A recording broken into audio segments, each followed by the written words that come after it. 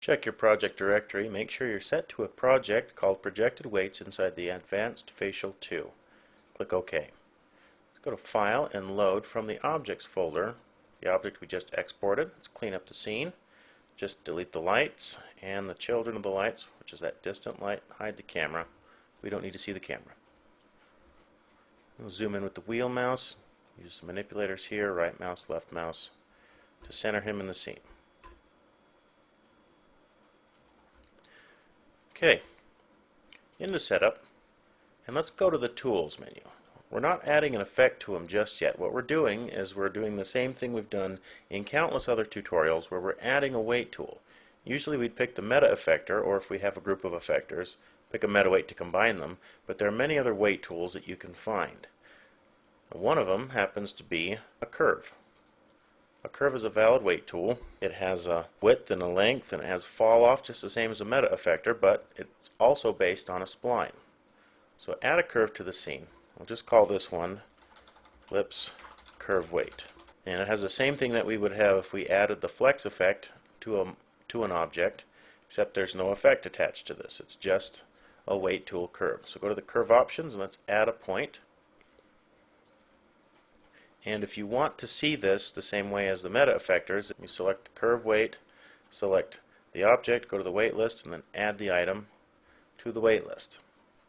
Now we can go back to this curve and position this. We're going to start this one at the top lip, right in the center. And change the view to the back view. And then position this right on the bottom of the lip. So it's going to run around the bottom of the lip and then the top of the lower lip.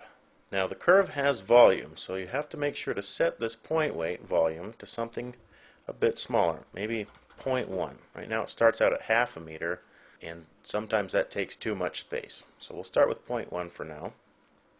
And you won't see the weight on the first curve because it doesn't have a spline to draw the weight to. So duplicate that with the multiply key and you have a second weight. Now when you move it out, you can see what the weight is doing.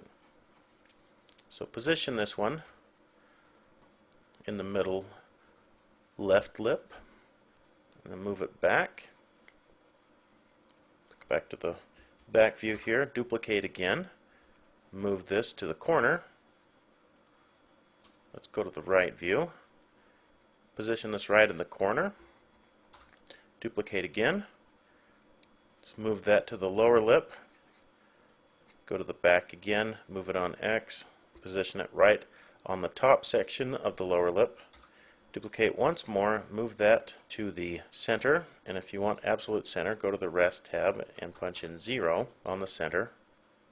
And so the spline is drawn in the order you create these points. So if you want to keep creating these points around the edge with greater accuracy, start by mirroring backwards how you created. So select curve point 4, use the divide key on the keyboard.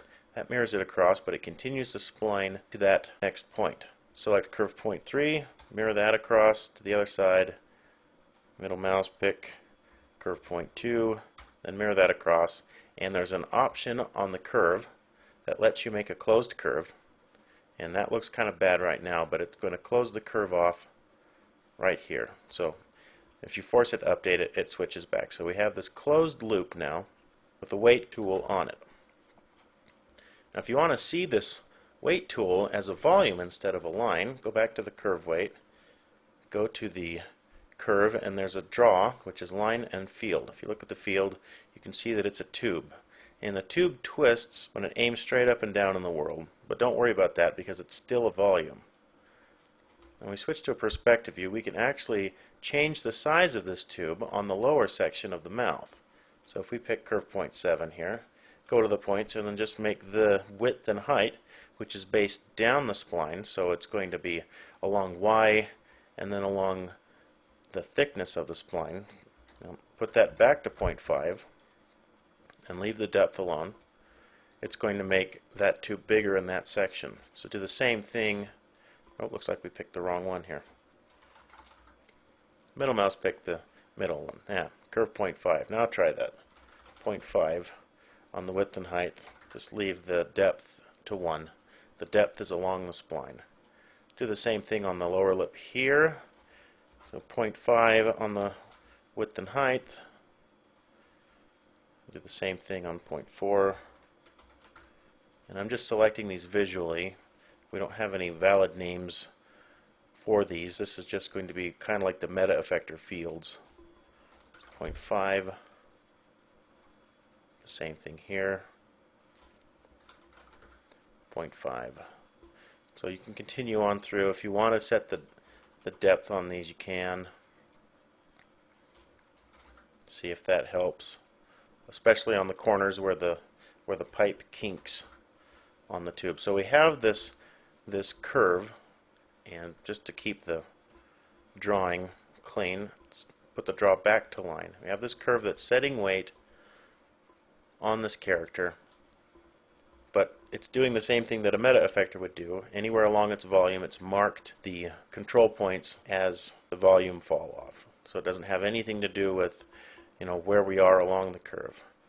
But just to make sure that we keep our work, let's save this scene. Let's go File, Save Scene As, into the Scenes folder, and just call this one Projection Weight 1.